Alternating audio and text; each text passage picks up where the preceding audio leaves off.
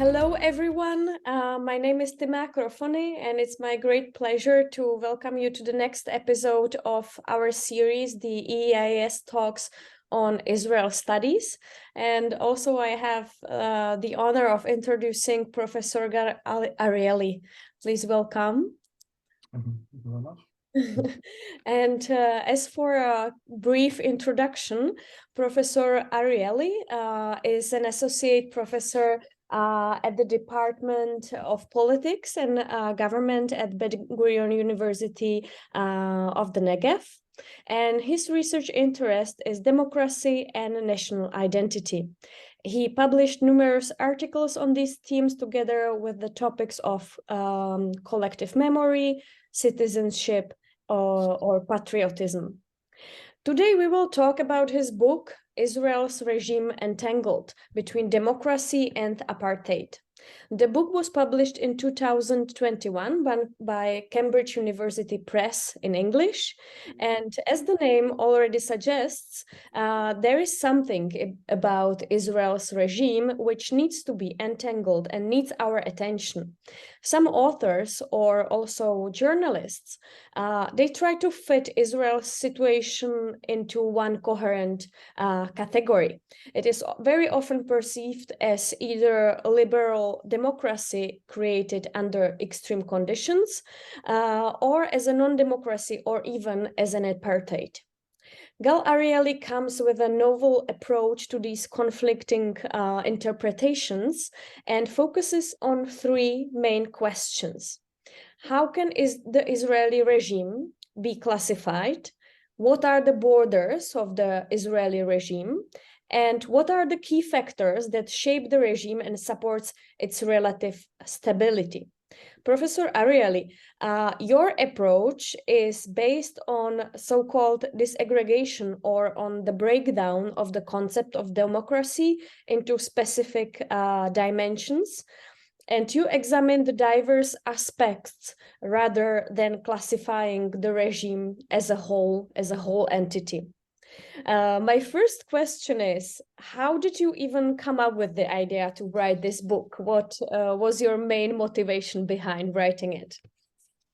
Well, I think like any academic project, it's a combination of part of the reality, the everyday political reality that we're exposed, and part of our professional education and our abilities to use this acquired knowledge to understand this reality. And Israel, as you mentioned already, is a very puzzling case, not only among those who focus on Israeli studies as a subfield, but also in my field I come from political science. In political science, we don't really know how to address the Israeli regime. In comparative politics, you don't find Israel as a regular case for studies. Mm-hmm. It's not like other countries that are example or exceptions that are used even in the Middle East for numerous studies about a various topic. Most of the time, Israel is or ignored or analyzed in its own term. Mm-hmm. So this is part of the challenge to understand how from the beginning we can use the theoretical knowledge of political science, of regime and classification in political science, to understand this case. And behind I wouldn't say uniqueness, because I disagree with the concept of uniqueness, but the lack of the Israeli case in this study, there is also the question about the Israeli case, because if you look on the ground theories of political science, on regimes, on stabilities, Israel is a regime of many contradictions. With different perspectives, can offer you very different, even opposing interpretation, not only to the name of the regime that go all the way from liberal democracy to a non-democracy or to a apartheid regime, but also to the key factors that explain its the nature of the regimes, its relative stability, etc., etc. So I'm personally was very curious about what political science literature can tell us about these contradictions and that are part of the Israeli regime. And I would say, given the recent changes, the book was published a year ago, but the manuscript was ready before the recent elections crisis cycles of the last 5 elections started in 2012. And we are seeing here these days a new government in Israel that there are some concerns about a shift in the nature of the regime. And I think that such shift really call, or potential shift, really call for further explanation, further attempts to understand the nature of this regime. This is what motivates me in trying to do this project. Mm-hmm. And during your research, did you find that maybe some other country has certain similar aspects, like this case out of the box, as sometimes Israelis perceived? Are there some similarities in other countries? Well, I think that's, again, when you adopt the perspective of comparative politics, we don't think on cases in comparative politics, although we are doing comparison, we don't think of them on terms of similarity and difference by themselves, because they are more used as analogy. You use analogy between various types of countries to advance research, different research goals. You can compare Israel to South Africa, you can compare Israel to India, you can compare Israel to Eastern European countries, you compare Israel to many other types of countries. But in a way, I avoid doing this, I would say, simplistic analogies by themselves, because I think that the broader question is what type of case the Israeli case is in terms of regime. And if you look on overall classification of the regime, there are countries that there are no doubts they are democracies. Canada, in the last 20, 25 years, there's no debate that Canada is democracy. And there is no debate that China is not a democracy. But between these two extreme time of cases, that until the end of the third world of the democratization were the main type of regime, democracy versus undemocracies, there are many, many countries in the world that their nature of the regime is under debate. South American countries, Turkey, some Eastern European countries these days, countries. There are many countries that are not clear-cut established democracy or established autocratic regime, especially given the recent attention to democratic erosion that we can find even in the established liberal democracy, that call again to the question about how we can analyze these cases that are in between. So in a sense, Israel is similar to all the countries that are in between. Otherwise, it wasn't a puzzle. It was very clear what is the nature of the regime. Mm-hmm, mm-hmm. You already mentioned that, or we mentioned that the book was published in 2021, and the manuscript was ready even before, of course. And I'm curious whether something would be changed in your approach, or if it would affect it somehow, if the report of Amnesty International, which came out in February 2022, labeling Israel as an apartheid system, would change anything, or do you think it would influence you somehow in writing this book? Well, basically, Amnesty International labeling Israel as apartheid system is nothing new. This label was advanced by several INGOs in the last decade or more. So it's not, again, there's the prestigious of Amnesty International, but there's nothing unique in this labeling. Furthermore, the labeling of Israel as a apartheid regime can be located in studies of Israel for more than 20, 25 years. So the publication itself doesn't really matter. Furthermore, I would say that Amnesty International labeling is based more on the logic of international law and in the international definition of apartheid, and not the ways regimes are analyzed in political science. And labeling Israel regime as apartheid, or as a liberal democracy, or just as a democracy, of course, have important political implications for legitimization, internal and most important, external legitimization.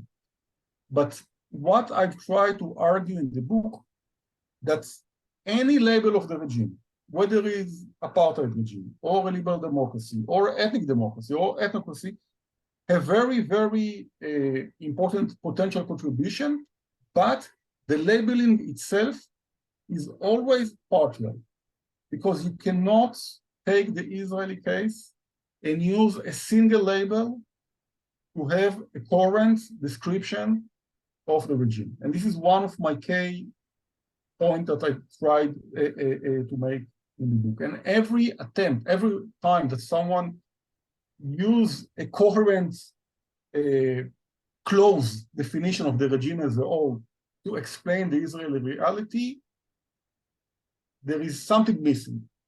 From different perspective, let's take an example, I don't know, even without the discussion of all the more dimension of democracy, even take, for example, Jerusalem.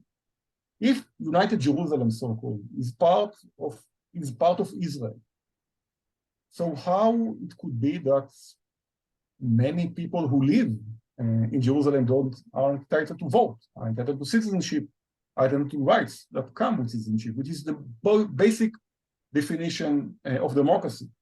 But from the other hand, you can see many other aspects that in Jerusalem, in the Israeli parliament, in the last government, there was a government that was supported and part of the party of Palestinian citizens, which are the same people. This is very, very something that is very different from an apartheid regime. So how you could manage these two conflicting examples? This is the puzzle in many ways.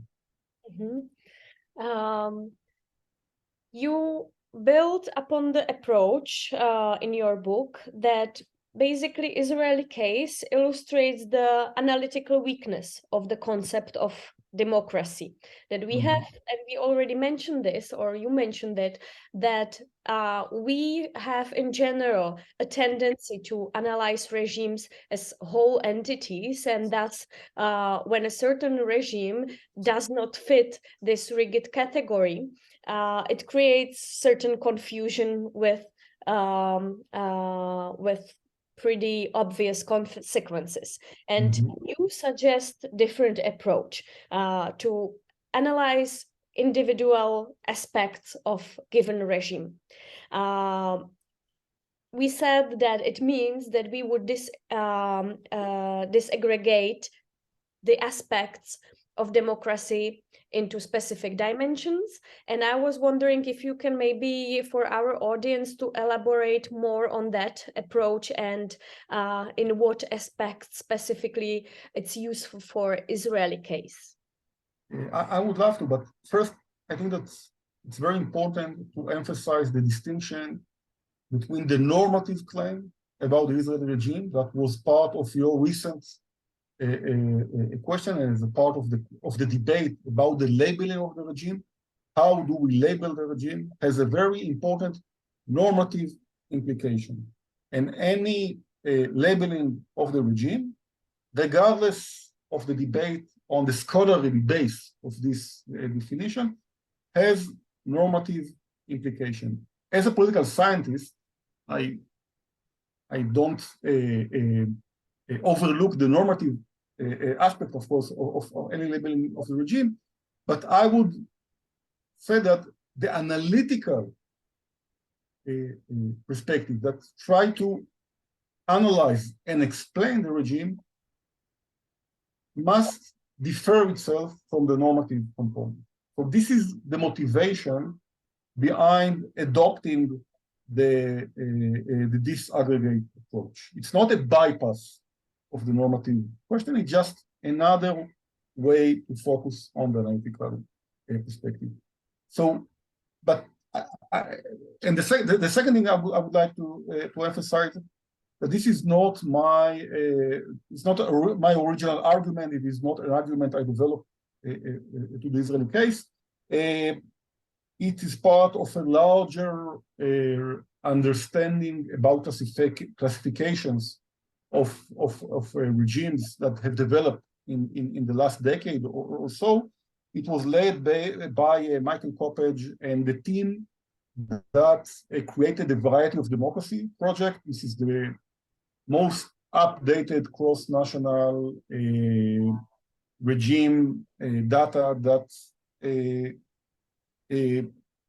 based on Michael Coppedge's argument that before we propose a more definition for democracy, we should understand that we should disaggregate the concept, to break it down to these two components, and to focus our attention for specific institutions, practice, conditions, rather than democracy on a whole, because in many ways, the literature, political science literature on understanding democracy overall, reach to an endpoint.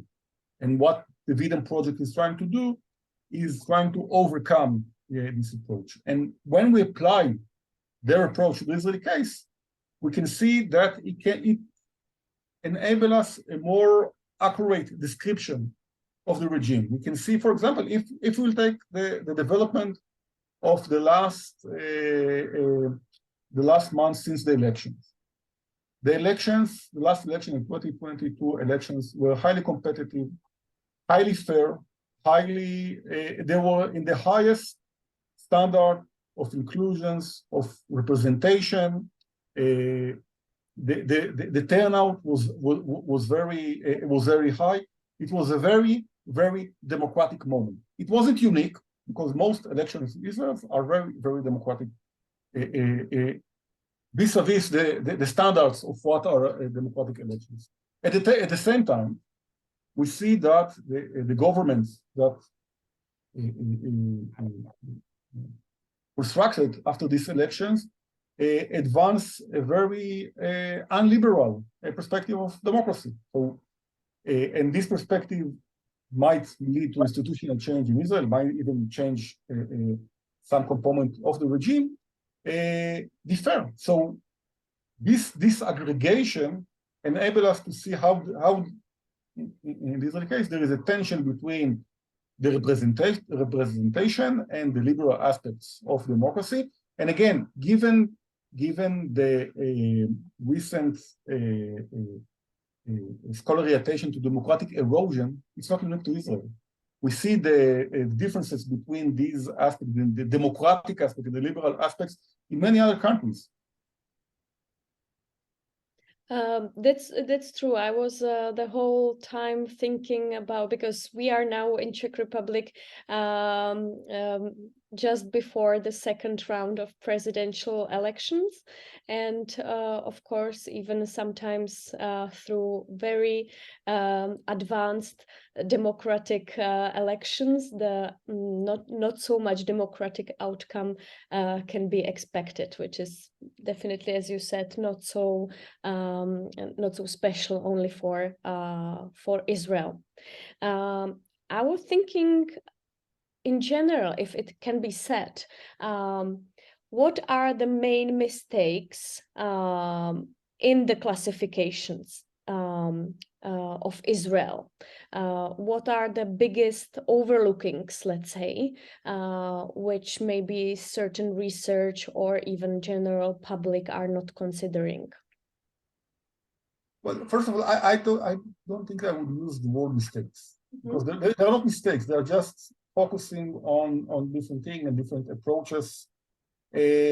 So I would say that, as I mentioned before, there are just different blind spots about the nature and regime. Some of them are related to the discipline that a view is from the first place. Others are related to the components that are examined. But beside these two aspects, I elaborate in the book that there are two main reasons for the opposing classification of the regime. The first is the concept of democracy itself. The concept of democracy itself enables a variety of definition, a variety of perspective between very minimal and focused comparison, focused on election, to a broader perspective that's emphasized, for example, equality. And so choosing different concept of democracy from the first place, in a way determine what the outcome of the definition will be. So that is why Israel was labeled as a liberal democracy with flow, ethnic democracy, ethnic democracy, etc., etc. So I wouldn't say it's mistakes. I think the concept of democracy itself is leading people to these different conclusions, and this is not unique to Israel.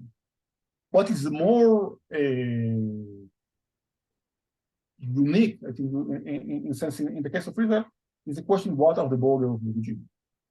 Does the regime of Israel is in the limits of its so-called formal sovereignty without the occupied territories, and if the occupied territories are included, what part of the occupied territories? This is a very long debate in Israeli studies between two approaches: those who see a unit of analysis of what's so-called Israel proper, Israel between the green line, Israel without the occupied territories, and those who claim that the unit of analysis is Israel-Palestine, the entire territory between the Jordan and the sea, including the occupied territory, including the West Bank and Gaza. This is a very long debate. And I think that, again, choosing different unit of analysis lead to different classifications of the regime. Mm-hmm. And if I may ask you, which approach you choose to adopt in your work, and why? Mm-hmm. Well, in a way, as I argue that there is a need to disaggregate the concept of democracy to different dimensions, we have better analytical understanding of the regime. I also argue that both the units of Israel proper and Israel-Palestine as a whole cannot be used to define the border of the regime. Mm-hmm. Instead, I propose that the geographic locations of the regime should also be disaggregated. Because again, maybe, for example, maybe Israel has a lot of influence, and she has a lot of influence on what's going on in the Gaza Strip and what's going on in Ramallah, in the Palestinian Authority. But there is a difference between influence and direct control of the regime. So in a sense, putting Gaza, Ramallah, and Tel Aviv in the same basket of the regime, again, for discussion on regime classification, not for a normative discussion, not for international law perspective discussion, but also only from the way in political science we define and analyze regime, is problematic.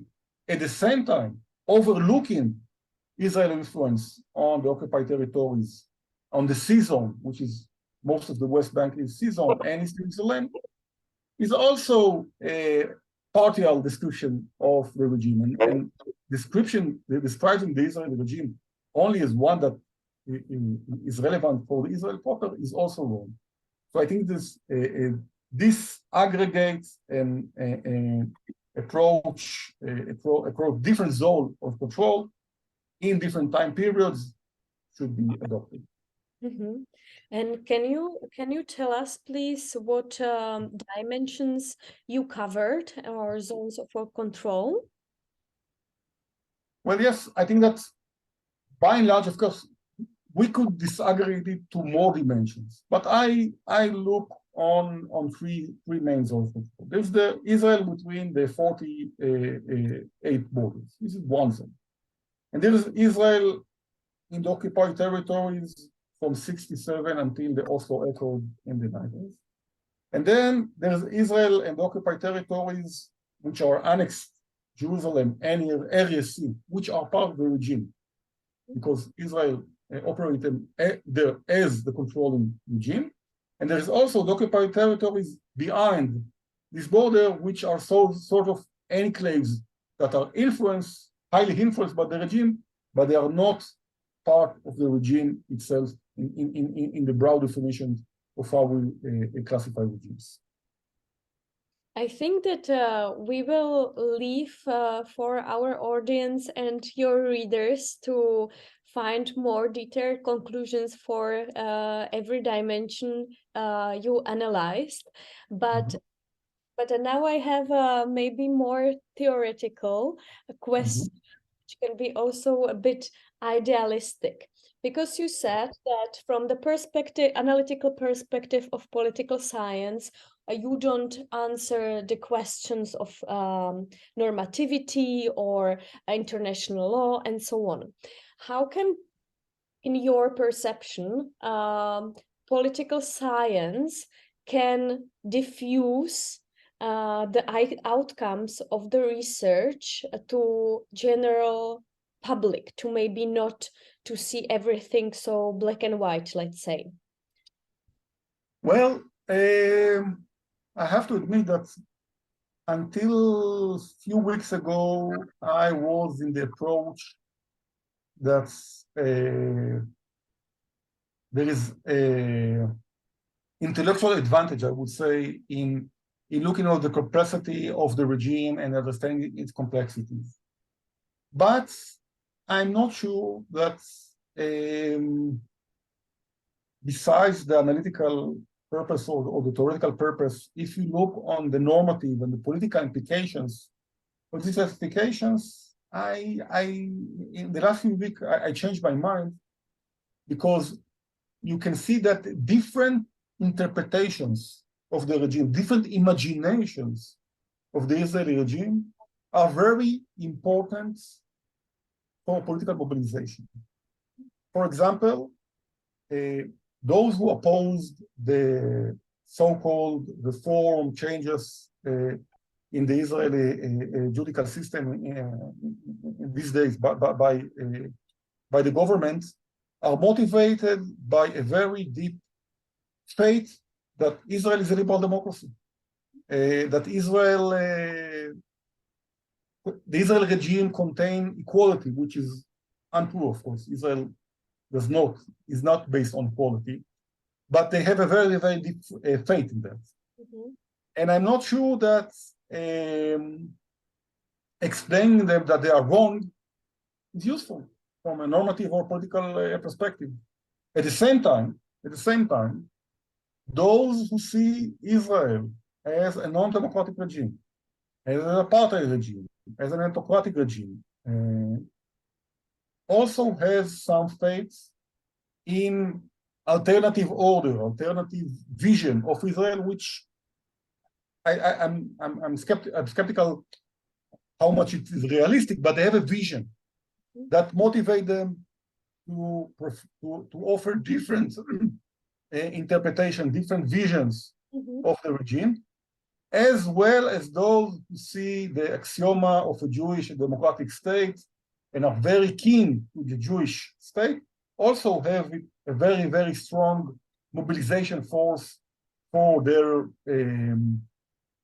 political goals. So I'm not sure that explain complexity is always good. It's under my mobilization, it's under my people abilities to act.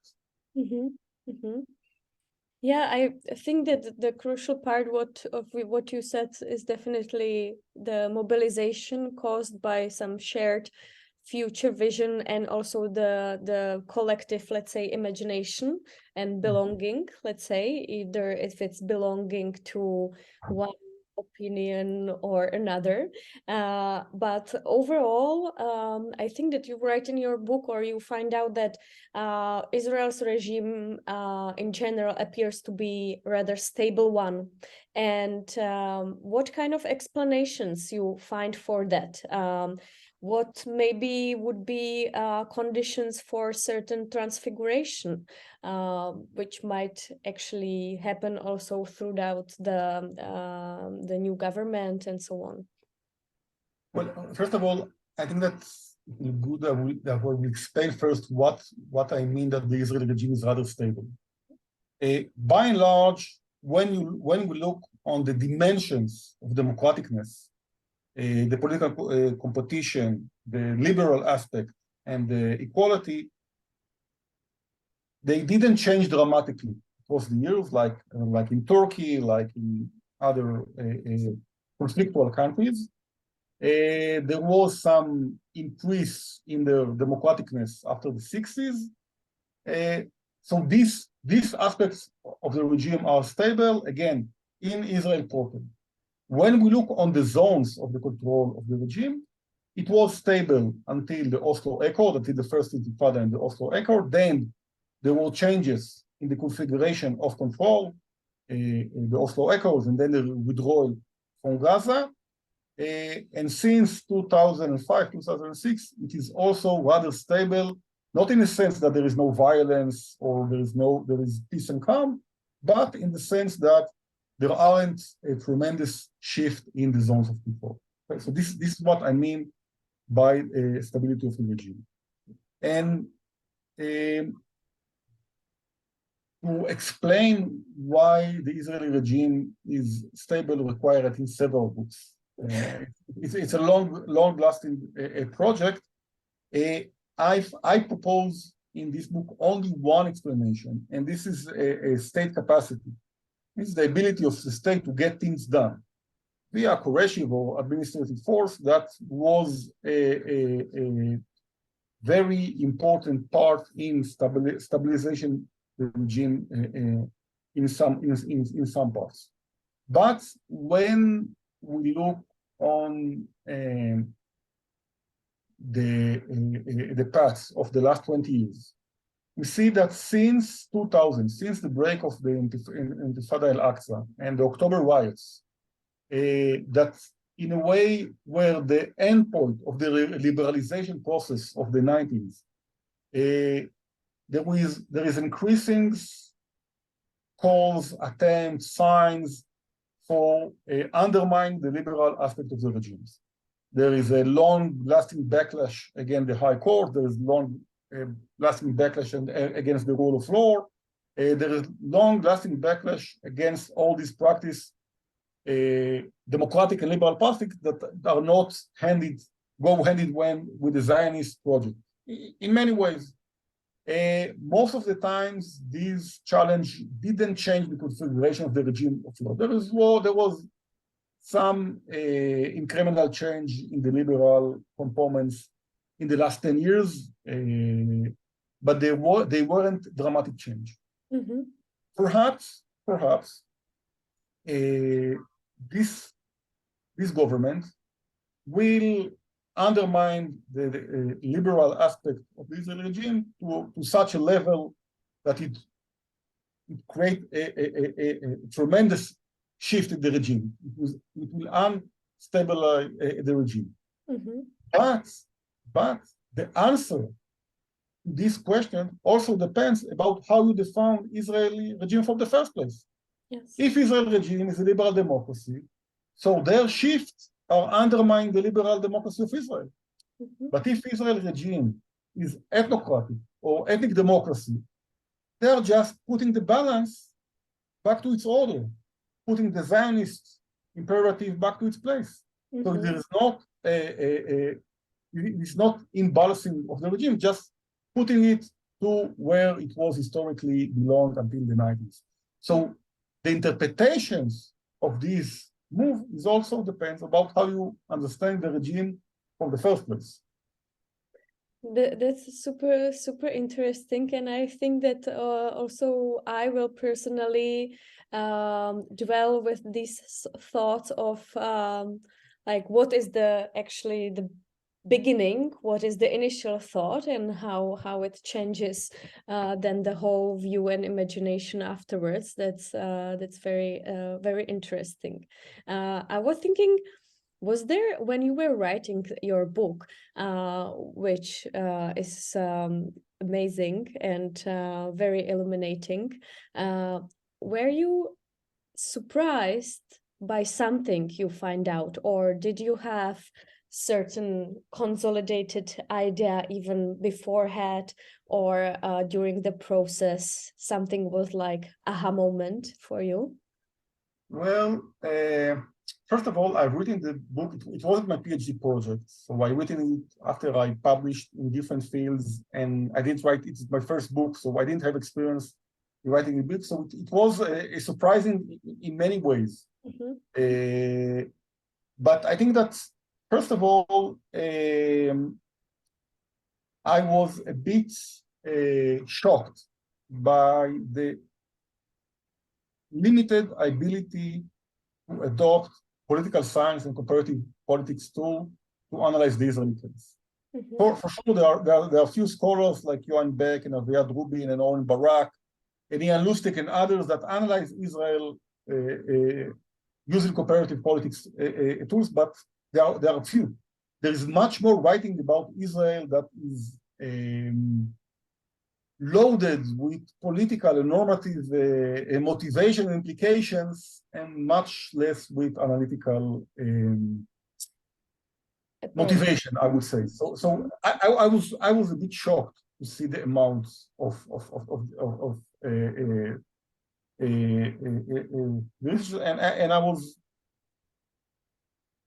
I think that there is an overall challenge in dealing with the case in terms of the regime, in terms of the borders. What is unit of analysis? I propose one unit of analysis which I'm not only sure about its occurrence, and how we understand this unit of analysis in different fields, in economy, in law, in sociology, how we understand this border of Israel.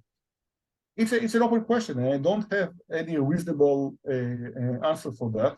And I think part of it was the reading and discussion with Israel during the way of writing the book. It's very clear that there is a very overall normative burden when the Israeli case is discussed, that I'm not sure I saw it when other cases are discussed in such a heavy tone and heavy atmosphere. So in a way, I was surprised to the extent it was such a big deal. Yeah, it's true that sometimes it's fascinating how it's loaded with, like, the discussions are loaded with like personal standpoints, let's say, and that it appears then that Israeli case is somehow personal almost for everyone, and it's not the case of any other countries, whether I don't know, coup is happening there, or some governmental elections and so on. So it's definitely a fascinating aspect about the Israel-Palestine case. And as I think that I covered most of the questions I wanted to ask you, but at the end, maybe I would like to offer you a space if there was something you actually wished to be asked and we didn't cover it, or if there is no such questions, if you would like to maybe share with the audience what are you working on, and if we can be happy to await new works of you. Well, I think that's what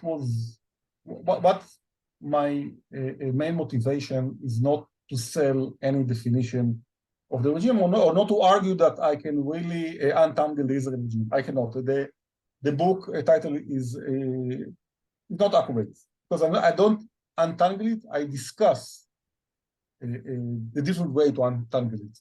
So in a way, I think that anyone who is interested in the Israeli case and would like to have a discussion with me by mail, by online communication, talks with classes, with students, I'll be more happy to come, because I think that all these discussions share lights again and again on the untangledness of this case. Mm-hmm. This is what I would like to say.